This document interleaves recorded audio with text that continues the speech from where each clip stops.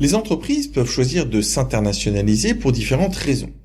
De cette façon, une entreprise peut, par exemple, chercher à réaliser des économies d'échelle, par l'augmentation significative de ses volumes de vente. Parfois, l'internationalisation s'inscrit dans une démarche qui est plus réactive que proactive, c'est-à-dire qu'elle n'est pas forcément souhaitée, mais plus subie, imposée par l'environnement concurrentiel de l'entreprise.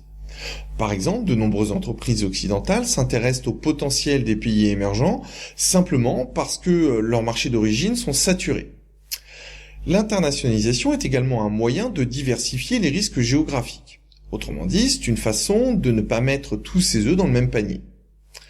Les motifs d'internationalisation sont donc multiples, mais également ses formes.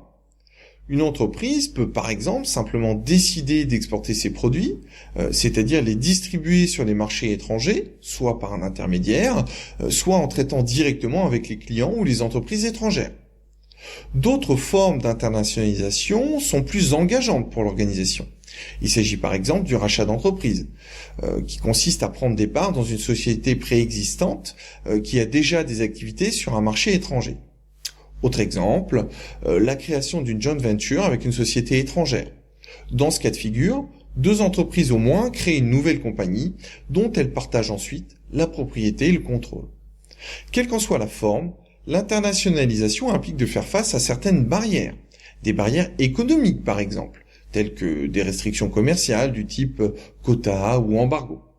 Il s'agit également de barrières légales et politiques.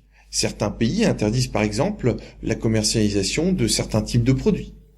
Les barrières culturelles et sociales sont également à prendre en compte. Les habitudes de consommation sont par exemple très différentes d'un pays à l'autre. En bref, l'internationalisation représente un ensemble de défis et de problématiques stratégiques spécifiques.